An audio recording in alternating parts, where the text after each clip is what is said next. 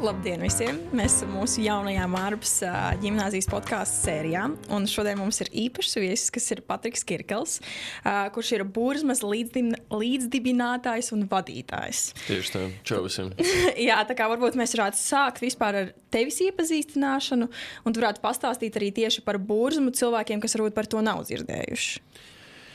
Jā, tā tad pats darbojos, principā mums tagad Burzmu sākām 22. gadā.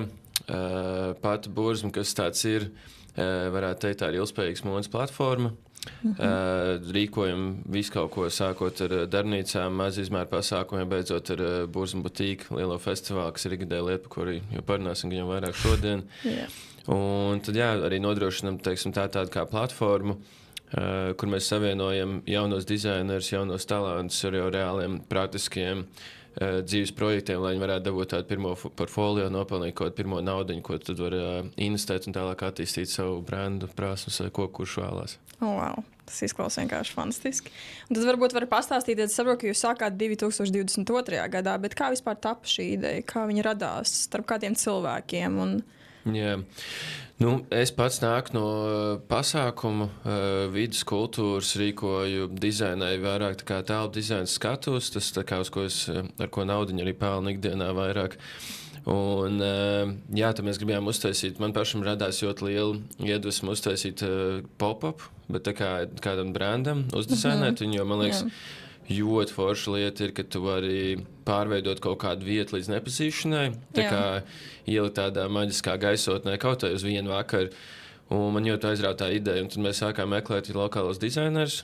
Un tad mēs viņu atradām, sākām viņu runāties, bet tad, zinu, kā arī pārņēma virsroku un sāku vairāk pētīt, un tad mēs izdomājām nedēļas laikā, ka tomēr tā esam 3 dienu festivāli. Un mums bija pa lielam pusotrs mēnesis. Un tikai es nevēlos kaut kāds 1500 eiro budžets, lai uztaisītu 3 dienu festivālu. Wow. Kas vispār nav prātīga ideja. Piedzīvojam pilnu ideju, es teiktu godīgi. Jā. Izaicinājumu. Principā es pusotrā mēnesī iemācījos to, ko cilvēku iemācās vismaz gadu laikā. Bet man liekas, tās ir labākās pieredzes. Tās ir neatņemamas. Un pēc tam es domāju, kas ļoti palīdz arī tagad, piemēram, tavā ikdienas darbā. Jā, es arī noteikti, man pašam sanāk tajā brīdī bija 22, 23 gadi, un man liekas, līdz kaut kādiem 25 gadiem tā kā, ej un dari, tādas lietas, jo pirmkārt tev nav nekādas atbildības, nav nekādas ģimenes, lielākoties. Tu vari atļauties tā kā varbūt pagulēt ofisā vai kaut kur citur un strādāt vairāk un eksperimentēt un arī kļūdīties. Un plus tev ir, ja tu arī ej kaut ko dari tajā vecumā, tā kā cilvēki ir pretī nākošāk un tev pieļauj tās kļūdas, jo galvenais, ka tu dari un mācies. Jā, noteikti. Zini, ja tev ir 50, tagad man tuvojās jau 30 gadi, un tad tas jau mainās attieksme, tā kā līdz bet tas tā kā normāli, tāds strādā. Tāds vienkārši ir. Bet tad varbūt varētu pastāstīt vairāk par to vispār Burzmas tādu kā ideju. Es saprotu, ka tie ir jaunieši, jaunie dizaineri, jaunie tie paši artisti, dziedātāji, mākslinieki. Bet kā tas viss strādā?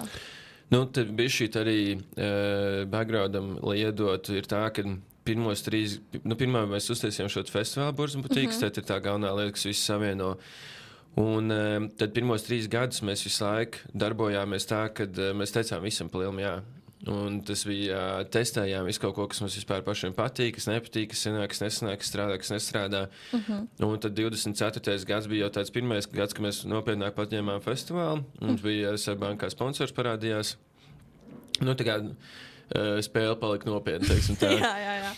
Un tad 25. gads bija pirmais gads, kad mums bija reāli gada plāns uzlikts. Un jau mēģinājām sākt domāt par to biznesa aspektu. Un tad var teikt, ka 25. gadu mēs beidzot sākām saprast vispār, kas tad paši saprast, kas ir Burzma. Okay. Jo tas palielam ir bijusi visu laiku tādas milškas, kurā mēs audzējam savu pazīšanās tīklu, pieredzes portfolio, jo, mēs varam sev pierādīt, tā kā darīt to, ko mēs gribam, un tad mūs ar šiem projektiem uzrunā uz kādiem citiem projektiem, kur tad jau ir tāda lielāku budžetu, teiksim tā, un var nopelnīt kaut ko arī un veidot savu personīgo individuālo karjeru. Jā. Bet tad, kas tad tieši tagad ir tā Burzma? Principā es parasti saku tā, ka viņu var iedalīt 3 veidos, tā kā 3 virzienos. Viens ir šis te Burzma butīka festivāls. Jā. Tur, principā, savienojas pilnībā viss, ko mēs darām, ko mēs esam darījuši. Tas tā kā gada galvenais notikums. Tieši tā. Jā. Un tad otrs ir mūsu šīs upcycling workshopi, kas ir mums ir atsevišķi departaments, tam reāli vesela komanda, kas pie tā visu laiku strādā. Un sākotnējā galvenā ideja arī vēl joprojām ir, mēs gribam izglītot sabiedrību par tieši ilgspējīgu modi, aprits ekonomiku, par to, kā tu arī pats mājās vari salbot savu drēbes, un kāpēc tas vispār ir svarīgi. Un tad arī tā otra puse ir, ka tagad mēs jau esam attīstījuši to pusi, ka mēs piedāvājam tādas team building activities, sadarbojamies ar brandiem aktivizācijās, piemēram, tāds spilgtākais notikums ir ar Nike Air Max dienu taisījām 2 gadus jau pēc kārtas. Pirmais gads, kas bija pagājušais gads, bija tāds, kad mēs aicinājām uz Air Max dienu influencerus vai mūziķus populārus, tā kā cilvēkus, kuriem liels followings ir. Bet arī, kas ir tajā mūsu komunā. Tādā veidā mēs dodam atpakaļ tai komunai, kas ir tāda svarīga lieta. Jā. Un tad, principā, viņi iedeva no Nike visādus brāķus, ko viņi nevar sanāk varētu pārdot, viņiem teorētiski vai viņus utilizēt. Jā. Mēs šādu veidu izdarījām, kad mēs sagriezām tās visas drēbes, somas, tā kā kaut kādās detaļās, tur Nike logočos vai strapaunos, vai, cik radoši varējām. Jā. Un tad, principā, kopā ar mūsu dizaineriem šie te influenceri, viņi sataisīja sev kaut kādas drēbes, custom. Tieši tas ir stilīgi. Jā, un uzreiz jēgpilni arī. Uzreiz ir jēgpilni, tāpēc, ka... Nav miskast. Tieši tā, jo man liekas, ka tā globālā problēma ir, protams, tas, ka vienkārši ir atkritumi, ir pārāk daudz piesārņojumu, īpaši tajā ātrās modas dēļ, un tas, ka jūs to ļoti akcentējat, ir vienkārši fantastiski. Un varbūt to pat padara citiem stilīgu un jau foršāku nekā aiziet un nopirkt vienkārši kreklu, bet varbūt radīt pats un redzēt, kā tas sanāks. Un šeit ir tas arī, ka tām darbnīcām, kas vērtīgi, kad mēs sadarbojamies kādu korporatīvo vai organizāciju vai brandu, tad mēs to uzreiz arī varam uztaisam to kā veselu kampaņu. Tas ir sabildējums, safilmējam, tā kā tu uzreiz tur mārketingu liels pieskāriens un uztaisam to kā krūtu lietu. Lūk, un tad trešais vēl virziens. Trešais virziens ir šī komūna platforma. Principā platforma tad ir tas, ka mums ir ne tikai dizaineri, bet tur ir mūziķi, gleznotāji, fotogrāfi, videogrāfi. Principā atkarībā no projektiem tur ir ļoti plaši aiziet, īpaši festivāla sakrā. Un tad viņi strādā pie mums uzzina lielās kompānijas, tad mēs viņus liekam atkarībā no stiliem vai cik daudz viņus vajag, mēs pieslēdzam klāt šiem projektiem, iesaistam viņus tādā veidā. Un tad otrs ir, kas ir komuna, tas tur jau nāk iekšā arī kaut kādi varbūt mentori vai cilvēki, kuriem vienkārši kur nāk regulāri uz mūsu pasākumiem.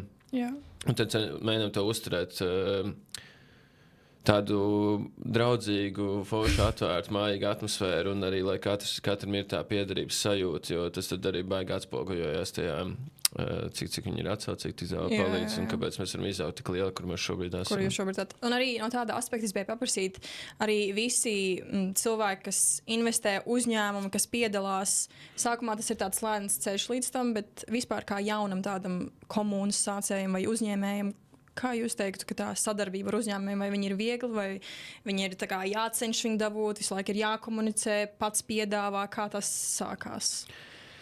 Labs jautājums. Mums ir pa lielam.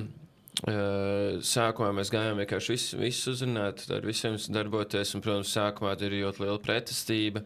Īpaši, ja tev nav nekāda sekotāja, un tu vienkārši nāc un saki, ka tu darīsi lietas, un tev nav vispār nekas, ar ko pierādīt, ka tu vari to izdarīt. Jā, protams. Tāpēc ļoti svarīgi ir pirmos projektus kaut kā darīt, vispār tā kā ar saviem resursiem, savu laiku, protams, cik tu vari iespēja robežās. Bet tev ir jāpastrādā sākumā bez kāda budžeta atalgojuma, jāpierāda sev, un tad var prasīt kaut kādas budžetas un kaut ko vairāk.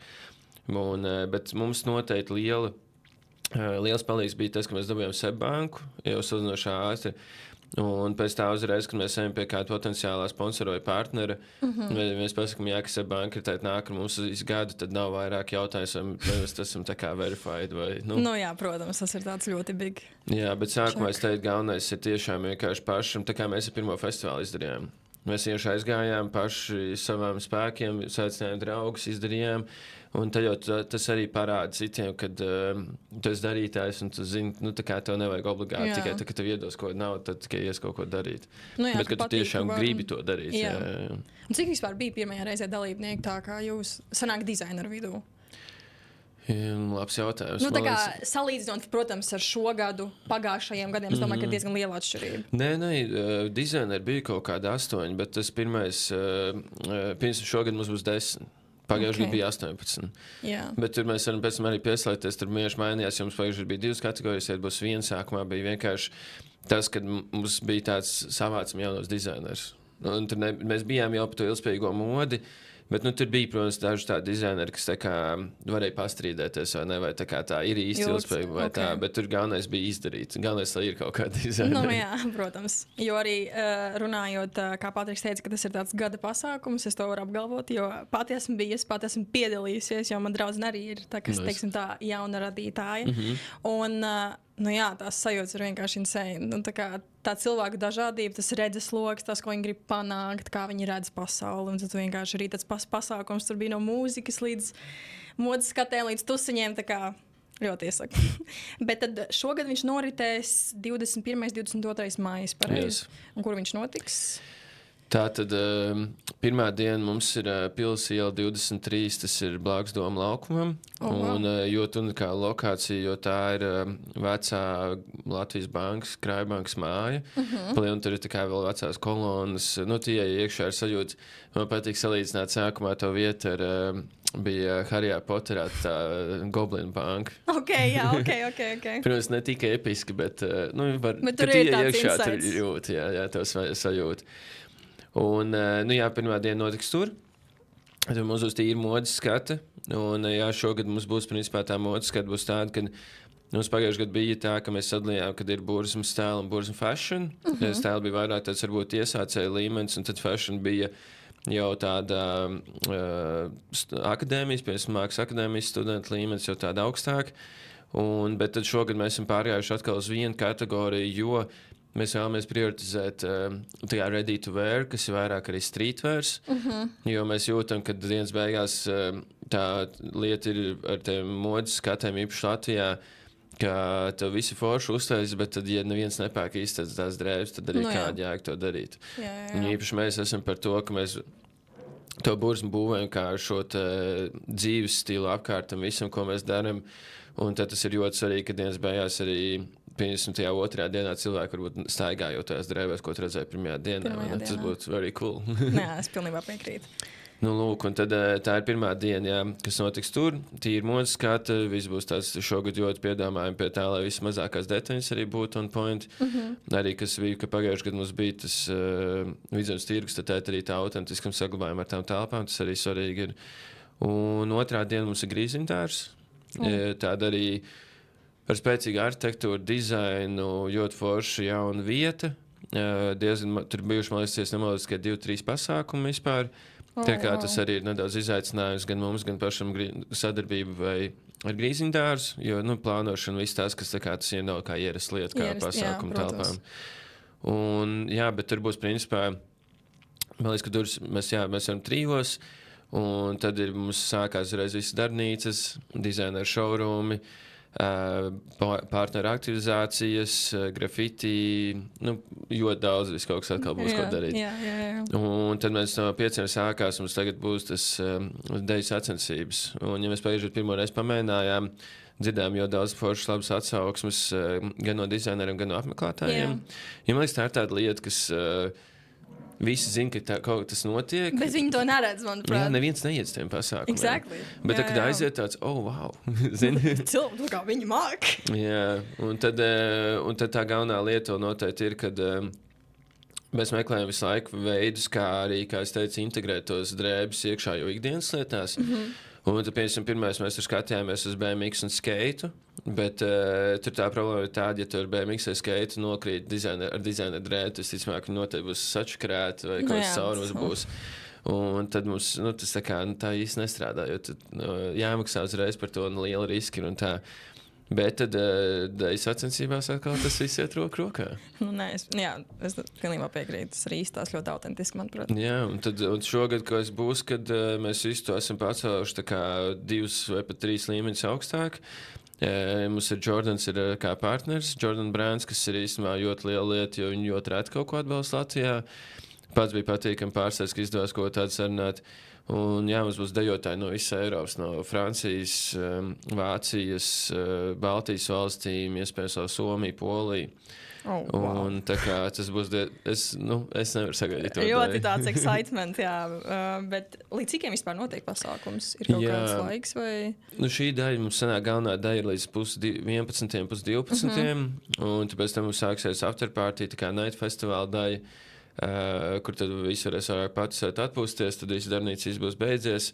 Un tad tur mums būs hip-hop performances, elektroniskā mūzika, 2 skatuves. Ko es arī gribu izcelt šeit, ir producents Presets. Es domāju, lielākajai daļai labi zināms, un šis strādājas ar Odu Viesuli visiem karstākajiem vārdiem šobrīd. Un tad mēs viņam taisīsim pirmo reizi tā kā viņa koncertu. Nevis hip-hop mākslinieku vai mūziķu, bet būs producents, tā kā viņš kā mākslinieks, kā Metro Boomis. Jā. Un tad pie viņa mēs imitēsim, būs tā kā viņa studiju skatus uztaisīt, un cilvēki nāks, reperi nāks pie viņa ierakstīties, bet īstenībā viņi uzstāsies kā skatus. Okay. Es dzirdu ļoti daudz labu lietu. Bet vispār tas pasākums ir jāpērk biļetes, vai tas ir visiem, kā strādāt apmeklēšanas daļa? Jā, biļetes ir pieejams burzum.com. Tur ir dažādi veidi biļetes. Var nākt tikai uz pirmo dienu, var tikai uz otro, var tikai uz afterparty. Tā kā katram pašam tīk, jo mēs arī, pirmkārt, kas ir jau pabrīdina, kad uz modes skatu būs limitētāk, ietilpīja kaut 400 apmēram cilvēki, un tad otrajā dienā atkal mēs līdz 2000 cilvēkus varam uzņemt. Tā kā, bet vienkārši ir arī, jāpadomā par to, tev modes skatu bildes būs, video būs, bet kad mēs vienkārši arī reiķinamies, ka ir cilvēkam tā moda pati, tāds fashion shows nepārāk, bet viņam ļoti patīk tā otrā daļa, un arī mēs pagājuši gadu jau pamanījām, kad uz otro dienu nāca, tā kā jūtam vairāk cilvēku. Un tā kā it's totally fine, jo viņi arī ir tāds konceptuāli tomēr atšķirās tās sajūtas vispārējais, un arī pirmajā dienā tev ir tīri tā modes, kas pāris stundas un viss pasākums, bet otrā diena, kā jau, principā no 3 līdz 3, 12 stundas. Ok, ideāli. Un ja mēs runājam vairāk tādu dizaineru aspektu, lai viņi vispār piedalītos bursmā, vai viņiem ir kaut kādi, tā kā, neiestāja darbi, bet vai viņiem ir jāizsniedz portfolio, jārunā, kā viņi tiek līdz tam?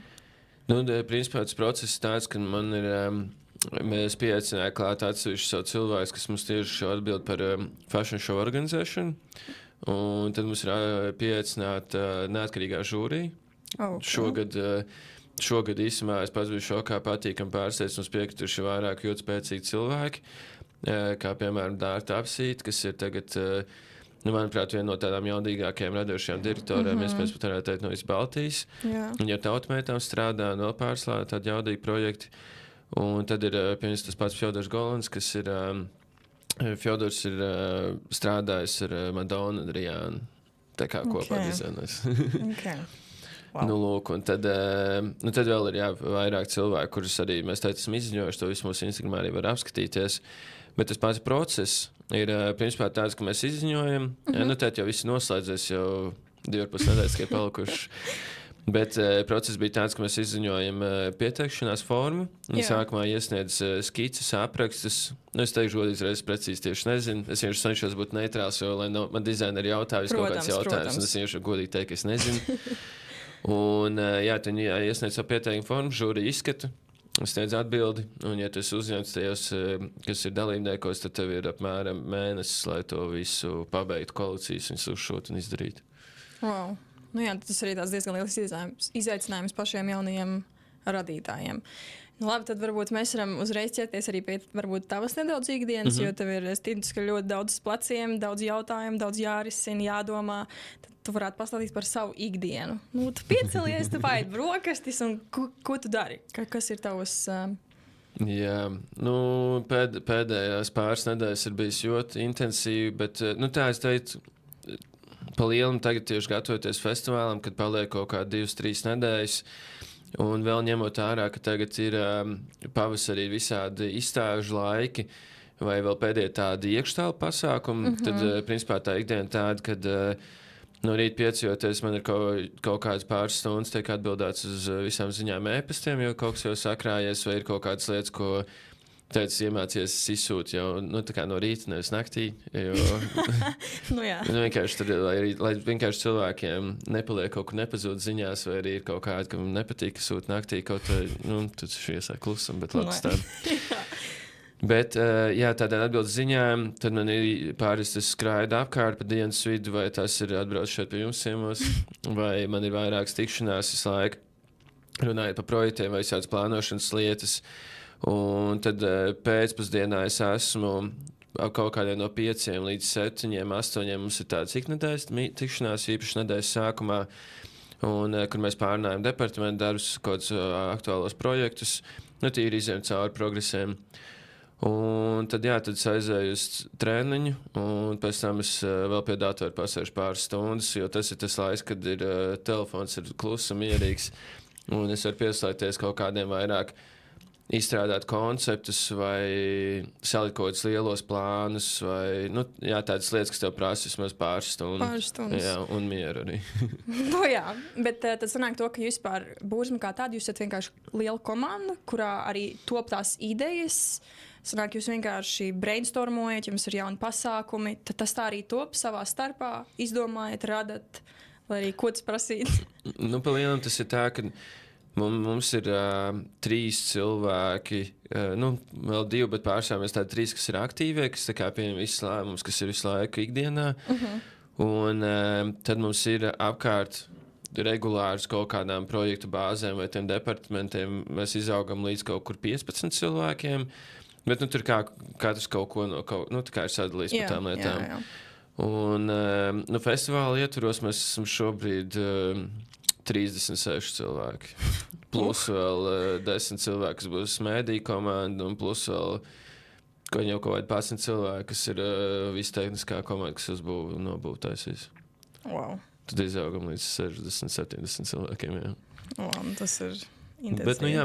Bet, tā ikdienā, ko es vēl šeit varu piebilst, ir, kad par to radošo procesu arī pārsvarā atkarībā, protams, no tā, kāds klients atnāk vai partneris vai ko mēs gribam darīt, cenšamies vairāk tomēr arī iesaistīt tos cilvēkus, kas nāk arī kaut kādā praksē pie mums, un mums daudz praktikanti, tas īstenībā arī ir, jā. Un vairāk, lai viņi arī paši ģenerē, sagatavo kaut kādas idejas, un tad mēs vairāk pieslēdzos izfiltrēt, lai varbūt vienkārši iedot kaut kādas vēl idejas, ko mēs vēl varētu, kurā virzienā padomāt. Jā. Un otrs ir, protams, tas, ko mēs uztaisam, iet kopā ar visu konceptu, ko mēs darām. Un tādā ziņā iet ar to visu, lai ir pat ēma, lai nav pēkšņi tā kā izlaid jaunu projektu visiem tas, kas notiek. jā, es pilnībā saprotu. Labi, tad varbūt varētu arī pastāstīt, kad pašam ir tāda sportiska dzīve.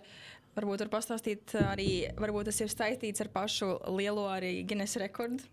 Kā tas vispār tāpa, kāpēc tieši basketbola krekls un kā tas radās? Jā, es uzreiz gribu diemžēl apbēnāts pateikt, ka mēs nedabūjām Guinness rekordu, to visu certifikātu. Latvijā dabūjāt. Jā, bet tas bija vislielākais krekls pasaulē. Nedabūjām, jo vajadzēja samaksāt 15,000 eiro, lai dabūtu dokumentu. Lai dabūtu dokumentu. Jā. Bet labi, stāsts nav par to, kāds viss radās un pašu ideju.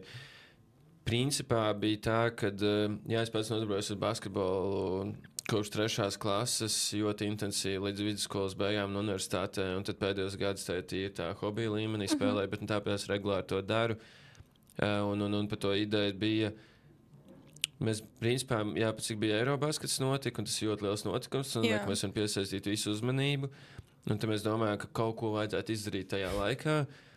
Un man šķiet, ka mans brālis, Gabriels, viņš iedomājās, ka varētu uztaisīt lielāko krēklu. Un tad es tur uztaisīju pāris zvanus, kas ir tādi, jo tas bija tāds pēdējā brīdī, un ja mēs iet kaut ko paši mēģināt sarunāt, tas noteikti mūs visi atšūt. Bet mums atsaucās Bernīna, kas ir Burdas salons, kas pārstāv Bernīnas kompāniju, kas ir mūsu jau 3. gadu, 4. gadu partners, un principā mums nodrošina vislabākās šūmašīnas pasaulē, overlockus, izšūšanas mašīnas. Tā kā milzīgs atbalsts tajā, ko mēs darām.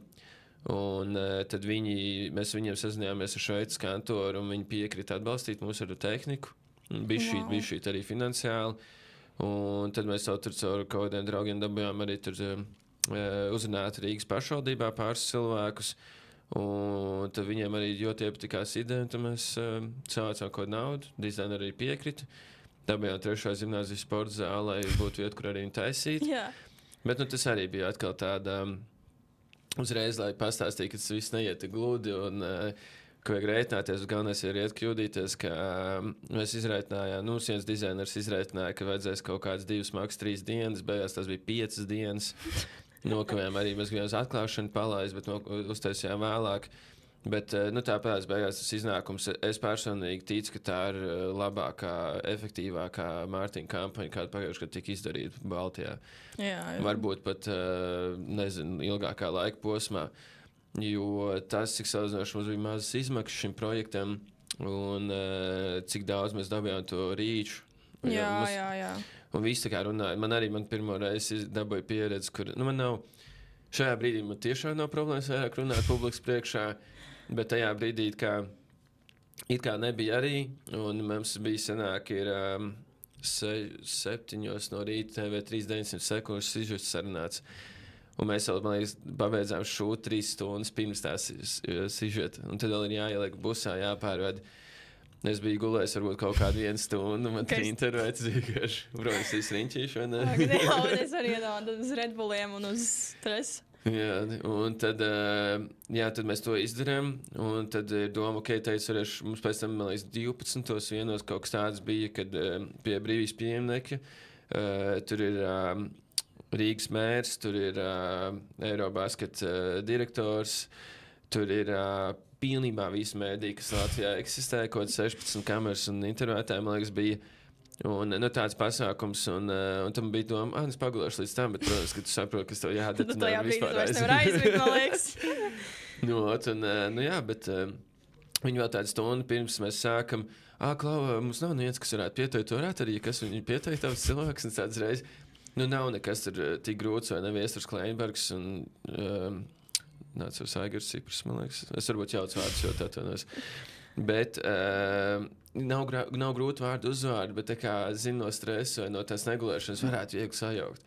Un tās lietas, ko tu čist nevar sajaukt. Man tā ir bieži, tāpēc es saprotu. Un tad...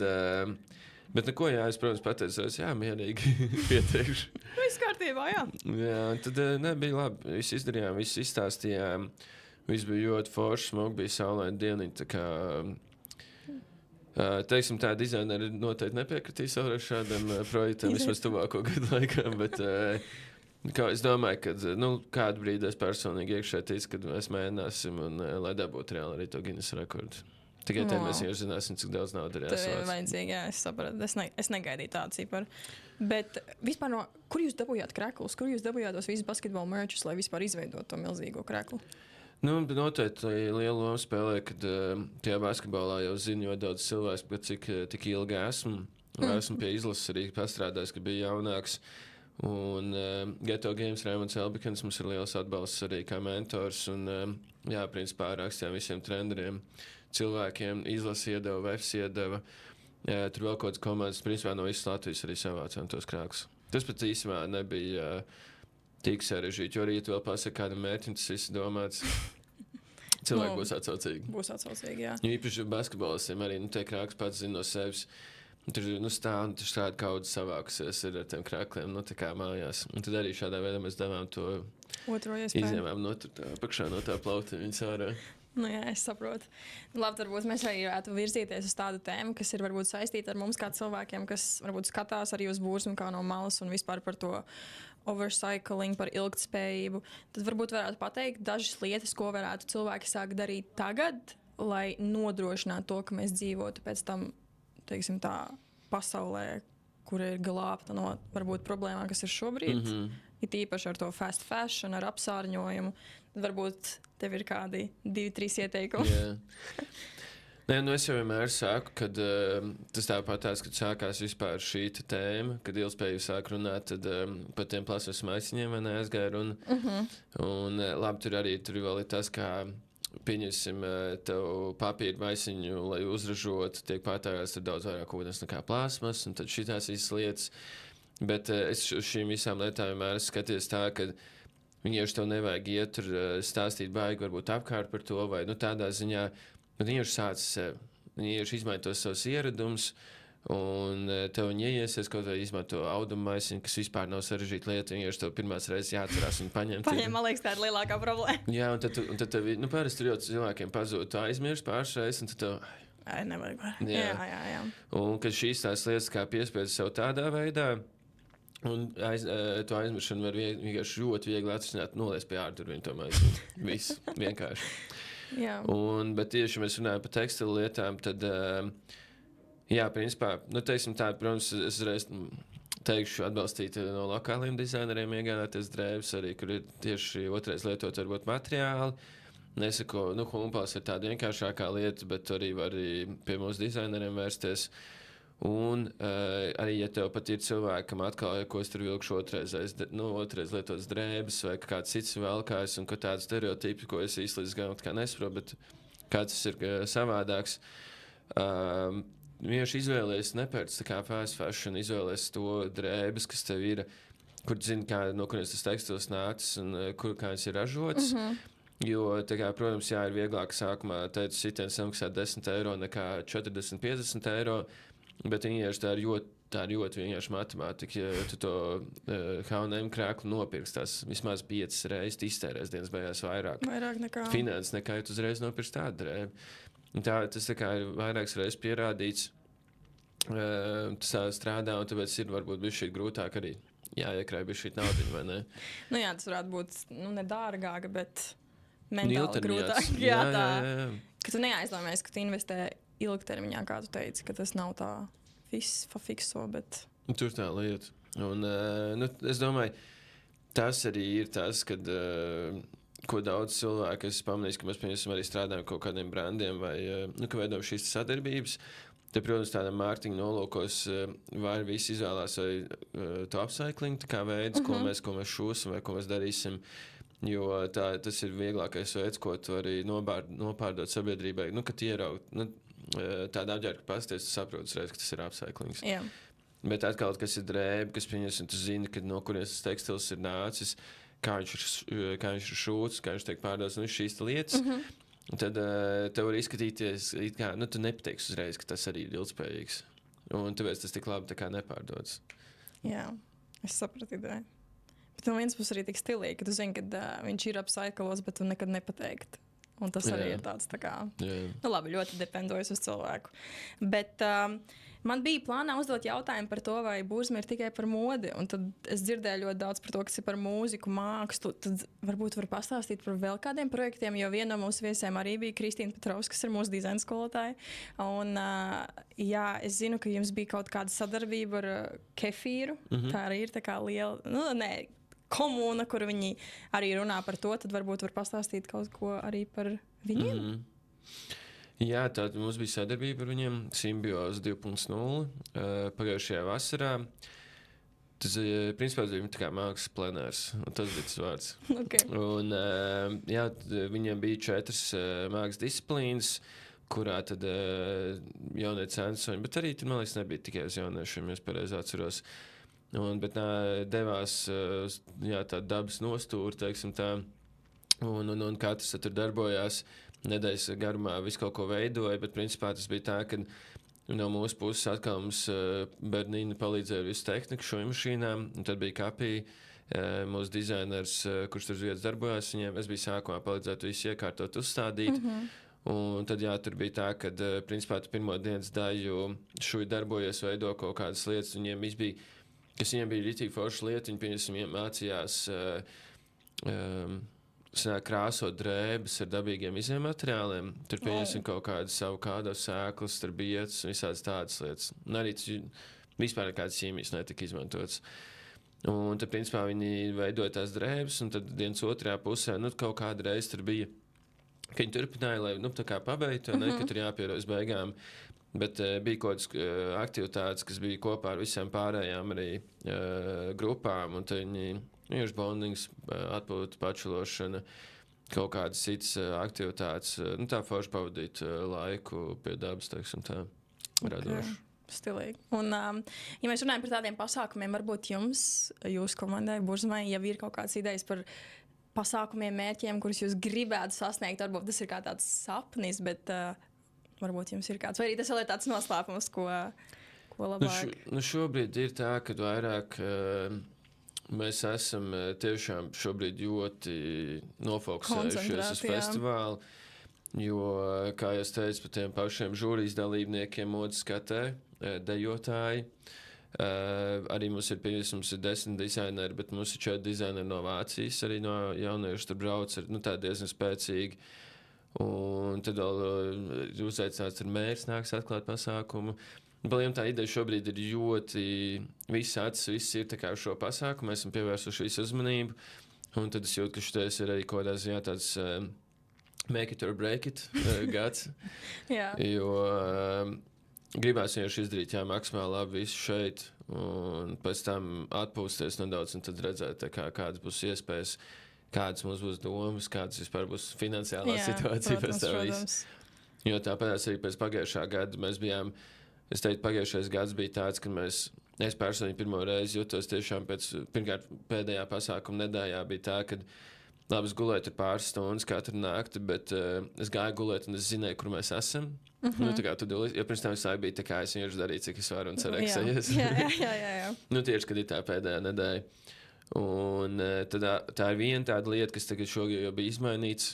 Un otrs bija tas, kad mums bija ļoti daudz labas atsauksmes no visiem partneriem, sponsoriem par to, kā mēs to izdarījām. Tas beidzot bija tā kā komandas redzēt to konceptu, ka mēs varam tā kā visu izdarīt, visu pārdomāts, visu strādā. Tad šogad mēs atkal ar to esam uzaicinājuši šo visu, cik varējām, ko tos partneris cilvēks, tad mēdī vispārējo. Un tad gribās izdarīt to, jo pagājušajā pirms, ka mēs izdarījām, arī uzreiz bija tāds, kad pēc tā festivāla atnāca 3 projekti, tā kā uzaicināja, strādāt vai tikties, vai nieši pavērās daudz jaunas durvis. Tāpēc arī zinot, kā mums iet, man nepatīk vienkārši plānot, tā kā vajag priekšu. Pilnībā saprotu. Mums būs kaut kādi, protams, pasākums, darbnīcas būs. Mēs Traumē piedalīsimies hip-hop festivālā, arī neliela tāda pop-up setup. Tā kā tāda projektiņa jau būs, bet tāds tā kā kaut kas tāds liels baigi nav. Jā. Es sapratu. Un varbūt no tāda logo un vispār izplatības viedokļa, kāpēc tieši Burzma? Kāpēc zaļš? Man mīļākā krāsa zaļš. Ok, labi, tas jau atbildes vienu no jautājumiem. Bet kāpēc Burzma? Kā radās vispār nosaukums, stils? Tas ir arī iemesls, jo tā mīļākā krāsa, jo šo gribēju to, bet arī ar to organiku un bio tas viss iet tā kā kopā. Iet kopā, jā.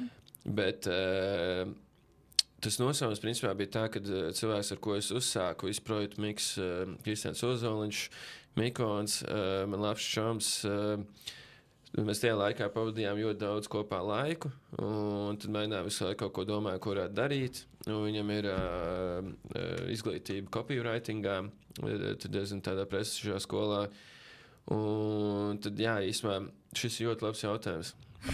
Jo mēs tieši nesen aizdomājamies to, ka viņš nāca klajā ar dažādām versijām, kā mēs varētu saukt, un tad mēs kopīgi izgājām cauri, izanalizējām, sapratām, ka šitais varētu būt labākais, jo tas ir tāds tā kā, ka viss ir kopā, ir tā kā komunas piegarštam, bet ka ir tas hauss arī, kas mums kaut kādā ziņā visu laiku ir tikai kontrolēts hauss.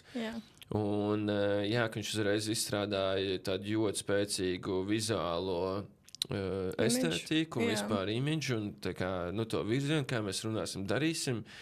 Un tad tas ir jau no visiem iegājies. Un principā, ka mums nav bijusi tā problēma, ka mēs uztaisām to pirmo festivālu, bet tas vizuāli, es zinu, varbūt tāds tā kā 50-50. Jā.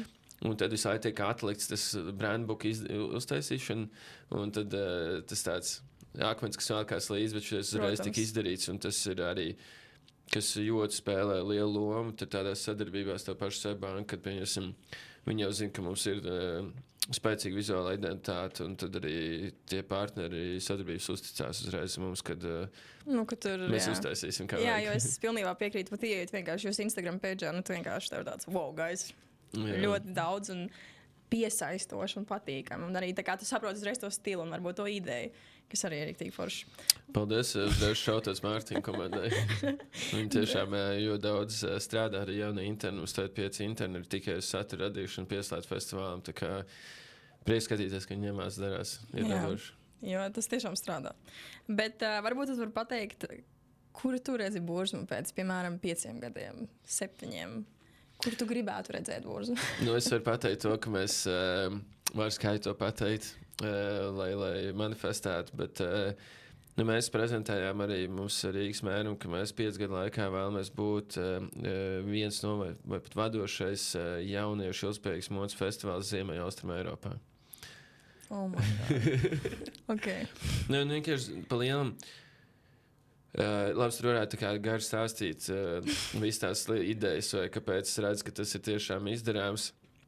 Tur ir vēl visādi citi faktori, kuriem jāsliekas pa vietām, bet pirmkārt es noteikti gribu to, ka mēs arī tētējam nekur vāc startautisku uzreizējiem, jo mums šeit tirgus ir ļoti mazs, un lai mēs gribam tā kā liels arī finansējums un vispār to līmeni celt augšā, tev ir jāiet startautiski. Jā. Otra lieta ir tas, ka Ziemē Eiropā, Skandināvijā viņiem aprits ekonomika, ilgspējība vispār ir tā kā asinīs iekšā. Tur tik daudz ko var mācīties no viņiem, spiež arī es braucu īpaši Kopenhāgenu, ļoti patīk. Un gribētos viņam veidot kaut kādu sadarbību. Mums tur ir kaut kādi pāris dizaineri arī, kuri jau ir izrādījuši atsaucību, ka šis varētu būt aktuāli. Un tad tas galvenais ir, ka piemēram, mums Bruno Birmans ir mentors. Varbūt zini, kas ir Bruno Birmans? Nezinu. Daudz nezinu. Bet tu līdz zināšu. Jā, es vēlos pastāstīt, jo es pats biju ļoti lielā šokā. Palielam viņš ir cilvēks, viņš radīja nepierādinātu ansamblēju, tā kā tāds alternatīvs modas pasākums. Ja es nemaldos, tas bija 91., 92., 93. un 4. gads vai kaut kas tur izlēt no tiem gadiem. Un tie ir gadi, kad nokrita dzelzceļa aizskars, Padomju Savienība sabruka. Un tad bija iespēja, ka daudz cilvēku no rietumiem gribēja braukt arī skatīties, kas šeit notiek. Un tad bija piemēram cilvēki, kurus nesauštāja tārdos, kas sāk privatizēt un izlaupīt valsti. Bet viņš piemēram tajā laikā uztaisīja rītīgi krūtu pasākumu. Tas bija pasākums, kur tev bija žināt, gaisa balonu domu laukumā. Viņš tur brauc milzīgiem kodiem tādiem. Es nezinu, kas tie pa traktoriem, es neesmu nekur tāds redzējis dzīvē. Šausmīgi lieli. Ar ko mežus tur cērt ārā vai ko tādu. Tur pilspēju nekas nebija. Bet tas nebija tad aktuāli vēl. Un tur bija modes performances. Un cik mēs tur skatījāmies, tad reāli to tajā laikā nebija sociālīgi, bija tikai televīzija. Un tur laivā skatītākais reize bija, kad 300 miljoni cilvēku skatījās laivā vai kaut kas tāds. Un tur bija BBC, CNN, tur viņš atveda Parīzes Fashion Week vadību. Kāpēc šo nemāca skolā Latvijas vēsturē? Es nesaprotu, kāpēc šis nav grāmatās. Un tagad ir viņiem Venecijas bienālē, viņi strādā kopā latviešu lietuviešiem, viņš tur tā izsauc tā kā ekspozīcija, setup stands, es nezinu, kā to īsti nosaukt. Dievs, izklausās kaut kas milzīgs. Ļoti. Un šis cilvēks, arī, kā es teicu, pēc beidzot festivālā parādās lietas, viņš pēc pagājušā gada mūs pats atrada un uzrunāja. Man sākumā bija tāds kauns, ka es nezinu, tā kā ar viņu, tā kā, es jūtu, ka viņam ir tā kā. jā. Bet viņš ļoti labi visu forši izrunāja, un man liekas, ka forši jau iestrādājusies tā sadarbība, esam uztvēruši viens to otru domu gājienus. Un tad viņš mums šobrīd daudz palīdz vispār, kā ir jāskatās uzreiz lietām, ja mēs gribam iet tā kā Eiropas līmenī. Jā, protams. Lūk, un tad viņš arī ir izrādījis šo te atbalstu, ka mentorīgs, viņam ir ļoti liela pieredze. Jā, un arī kontakti. Un tad, ja mēs tagad pierādīsim no sevis, ka mēs varam to visu uztaisīt līmenī, tad arī viņš mums palīdzēs tālāk sasniegt to visu plašāk. Wow, ok. Tad mēs turam īkšķis par Burzmu. Bet kas vispār, ko tu teiksi, kas tev šobrīd virz uz priekšu? Varbūt tā ir tā atgrieziskā saite, tie rezultāti, bet kas tev ir tāds, ok, ir jāmāc, ir jādara? Šobrīd atbildīgi. Ok, labi, vēl. Labi, jā. Tikai šobrīd tiešām viss, ko es domāju, ir atbildīgi, bet skatoties, es biju šī ārpus tieši šī laika perioda. Ārpus smagās artilērijas. Man ir tas, kad man vienkārši, es esmu tāds cilvēks, vai es guļu neko nedaru, vai es tā kā uzreiz tā kā valds. Un man vienkārši ļoti patīk dzīvot dzīvi, es esmu ļoti zinkārīgs, eksperimentēt lietas. Un īpaši Latvijā es redzu to, ka mēs šeit varam, arī kad es redzu, ka mēs šeit varētu uztaisīt to festivālu tādu, jo šeit, labi, varbūt nav tās naudas, vai tas tirgus, vai tā ekonomika tāda, bet tev ir īstenībā tik daudz ko ātri sarunāt vai izdarīt. Vai arī, es nezinu, tur aizbraukt uz laukiem nezinu, kaut ko tur izrādīt, vai nodedzināt, vai izvēlēt, vai uzbūvēt, izjaut vēlreiz. Nu, tās iespējas, ko to pieņemsim tādos rietumos, tur uzreiz to tur saskaņot, to visu tur vispārējais, tā birokrātija, likumi un viss tas pārējais to nejaut. Un tad man tas dod kaut kādu, jā, to motivāciju šeit darīt, tiešām to festivālu attīstīt un veidot. Bet jā, tā galvenais man vienkārši patīk tiešām iepazīt cilvēkus, eksperimentēt, veidot kaut kādas lietas, attīstīties un pētīt. Crazy. Tas tā. Nu labi, un tad mēs tad varētu vairāk iet jau uz tādu beigu pusi un tad parunāt, varbūt tev ir kaut kas, kas varētu arī tādus jaunos dizainerus, arī mūsu skolēnu puiši, kas arī piedalīsies, cik es zinu, Burzma Boutique 2026. Kā teikt, ka vienkārši, kas ir tavs ieteikums, lai turpinātu, lai darītu, nepadotos un varbūt izaicinātu tādu, nezinu, izaicinājumus, bet barjeras, kas tajā brīdī liekas, ak, Dievs, es nevarēšu. Jā, es zinu, tas varbūt tur parasti, bieži vien tas izklausās tas salīdzinoši vienkārši dzīvē, ka ir jādara tā grūtāk, kaut stress vai uztraukums parādās, bet reāli tā kā tiešām, ja tu ir kaut kāda ideja, manuprāt, ir jāiet un vienkārši jājautā, jāpiedāvā tā kā cilvēkiem. Un noteikti nevajag baidīties, ka judīties īpaši, kā jūs teicat, līdz kaut kādiem 25. Es personīgi uzskatu līdz 30, bet līdz tam 25 gadu vecumā tā kā ir jāiet, jātestē. Jo tad tev ir laiks kļūdīties. Tas ir laiks, lai tu vispār saprastu, kas tev tiešām patīk, kas tev nepatīk. Yeah. Tur arī tajā vecumā tur mierīgi mainīt tās lietas, lēkāt no viens uz otru, un it's fine. Un, bet, nu jā, galvenais vienkārši negaidīt un baigi nedomāt, ko tā kā citu pat domās. Neanalizēt, jā. Jā, un īpaši arī tā kā, man liekas, es arī jūtu vēl tieši jaunākajai paudzei tā problēma ir, kad tu kaut ko izdomā, tad tu pasties pie kaut kādā tiktu kā Instagramā kāds izdara, un tu tev liekas, viņam tik labi viss sanāk, vai tas tik veiksmīgi, tā kā, un tad uzreiz tā kā sāc darīt, tu pie pirmā tā kā atsitiena uzreiz, jā, tas tik grūti īstenībā ir. Bet atceries, tas jau viņi jau rāda visu, ko viņi tā kā grib, lai tu redz. Viņu īsumā visi šie cilvēki, labi ir kaut kāds 1%, kuram tur ir, nezinu, vai ļoti vecāki, vai ļoti bagāti vecāki, vai tiešām nenormāli sakrīt. Tā kā paveicās kaut kāds. Ir tādi gadījumi, protams, bet tā kā lielākajai daļai tas viss nāk, ir daudz smags darbs, ilgs, vairāk stundas, kaut tas pats, un mums visiem zināmais Mr. Beast. Jā. Un cik viņš gadus sēdēja vienkārši savā istabā un to visu gāja, un tagad vienkārši pasties, ko viņš darīja. Jā, vienkārši, jā. Bet tiešām, kaut arī, kad sēdz darīt, nevajag to baigi domāt, jā, es līdz tā kā sociālos sēdēt un tās lietas, man liekas, darīt. Vajag testēt, mācīties. Arī, kas man pieņemsim lietu, ka es jūtas daudz pamanījis, ka daudzas lietas arī, ko man jautā, kā jūs pieņemsim to sarunājat, kā jūs to izdarījat. Es reāli atradēju pa savu telefonu numuru vienkārši piezvanīju. Okay. Tā kā tik It's that easy. Jā, jo tev ļoti daudz, īsumā daudz cilvēks ir tādi, nezinu, tā kā veiksmīgi, vai, es runāju, kas ir 30 pār vai 40 tādu vecāku, viņiem jau viss tā kā ir sakārtots, tiem, kam ir, un viņi īsumā ir ļoti pretī nākoši, ļoti atsaucīgi, īpaši, ja tu vēl esi nāc kā jaunietis, un tu gribi tā kā darīt arī kaut ko tev deg acis, nevis tā kā, tu nopelnīsi naudu. jā. Kad tu vienkārši to dari naudas dēļ, tad tu saproti, ka viņi to nejauc, viņš prasīs, lai tu viņam arī dod samaksāks, tā kā makes sense. Bet jā. Un labi, tev kā 12 klasniekam, kas ir tikko, piemēram, iedomājies sevi, kas ir pabeidzis, izlaidies, tev bija nojausma, ka tu varētu piedalīties kaut tik lielā communityjā vai radīt kaut ko šādu? Vispār nav. Es sākumā domāju, ka būšu elektroinženieris. Okay, bet tajā brīdī, un sanāk, pagāja cik 5 gadi, un tad sākās šī visa darbība? Pa lielam bija tā, kad es pirmo ģimnāziju absolvēju, un tur ir vairāk tā matemātiskā un fizika inženierija, vai ne? Tur ķīmija un tāds arī, bet man ķīmija šausmīgi nepatika. Es vienkārši zināju, man tādas lietas kā Lego vienmēr ļoti patikušas, vai ne?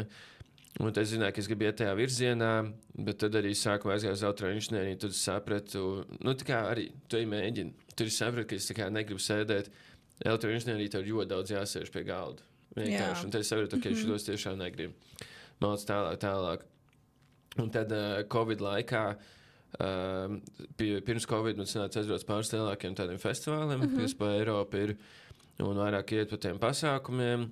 Un tad man aizgāja šī doma, ko es teicu pa pop-up, kad es gribu radīt kaut kādas vietas, kur pieredzes, kur cilvēks kaut kādā pāris stundām vispār aizmirst kādu realitāti un ieliec citā perspektīvā. Šausmīgi patīk tā ideja. Un tad es sāku iet iekšā pasākumos, un tur meklēt jau, ko es tieši varētu darīt.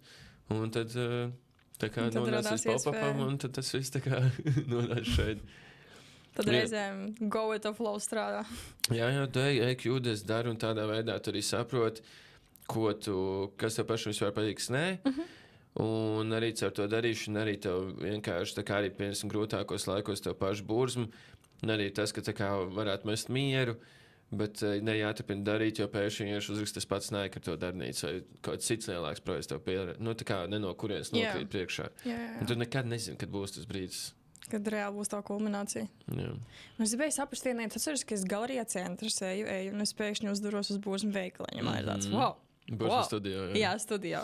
Un tad kā tur viss notiek? Tur viss tas ir stūrīts, kur tu vari iegādāties kaut ko vai bija. Un tas bija tas, ko es centos saprast. Varbūt var pastāstīt, kas bija un ko jūs darījāt. Nu šeit atkal lieta. Paņēmām iespēju, piedāvājām, izmēģinājām, sapratām, ka tas nestrādā. Un, tas, par ko es runāju. Bet, principā, kas tur notikās, mums piedāvāja par ļoti izdevīgiem nosacījumiem iet pie viņiem darboties un tā kā paņemt to telpu. Un mēs jau labi bijām domājuši to, ka mēs gribam atvērt, pamēģināt veikalu atvērt. Bet tur bija tā, ka mēs sākām arī uzreiz pēc festivāla nākamajā dienā. Es gāju 12 stundas tur strādāt, kas nebija baigi forša ideja. Bet bija hypes, gribējās darīt, tā kā izmantot izdevību. Un tad tur, mēs iekārtojām veikalu, palaidām. Tur bija gan drēbes, gan mēs darbnīcas taisījām kaut kādas 4 reizes nedēļā, vai ne 2 reizes, bet viņas kopā bija 4 darbnīcas nedēļā.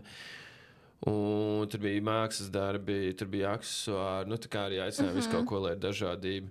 Un tad tie pirmie mēneši gāja ļoti labi, jo tad arī tas bija galvenokārt tāpēc, kad turisti bija daudz. Jā. Īpaši amerikāņu turisti, un viņi tur vienkārši ienāk pastāst, maksā kaut kāds 250 eiro. Vispār neuzmēra iziet ārā, tā kā nopērk aiziet tālāk. Un, Latvijā neviens tā nedarīs. Un, tad viss gāja forši.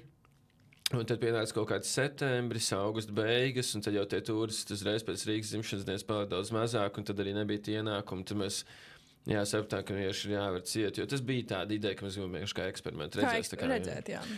Jo vienkārši tur arī tur tā lieta, ka mēs gan jau kaut kad atkārtosim šo, jo mēs gribam arī uztaisīt vispār dienas beigās kaut kādā brīdī savu tādu lielāku vietu, kur mēs varam darbnīcu rīkot arī ofisu un noktavu. Bet jā, es teiktu tā, ka iemesls tas galvenais bija, kad vienkārši Latvijā tev tie cilvēki, kuri reāli pērk šādu veidu drēbes un arī interesēti, viņi jau pat aizsno zina tos dizainerus, vai ar viņiem sazinās. Viņi jau ir, centrējuši uz to, ko viņi grib. Jā, un tad arī tas, viņi drīzāk atnāks, ja mēs uztaisīsim kaut kādu vietu, kas tev nav vecrīgas sirdī galerijā centrs, vai ne? Jā. Viņi ir tādi autentiskāki cilvēki, un es domāju, tas arī no tev spēlē kaut kādā ziņā savu lomu. Jā. Jūs negribat sēdēt lielveikalā. Protams. Labi, tad nobeigumā es varu paprasīt tādu, ka reizēm mums tāda tradīcija uzjautāt tādu jautājumu. Iedomājies, tu pabeidz tagad 12. klasi. Varbūt tas ir tas brīdis, kad tu saprati, ka inženierija nav tavs. Ko tu sev pateiktu? Zinot to, kam tu esi gājis cauri, ko tu sev pateiktu tajā vecumā? Tagad es pabeidzu 12. klasi, bet... varbūt ir tas posms, ka tev ir tāds, un ko es tagad daru? Kas ir nākamais mans solis? Bet tā, ka tev nav vispār nekādas idejas, ko darīt tādā situācijā, vai? Tu vari skatīties, kā tu to saproti, ka tev ir idejas, ka tev nav idejas, bet sev savos, piemēram, 19, ko tu gribētu pateikt, kas tev varbūt palīdzētu nonākt līdz šim ātrāk, vai...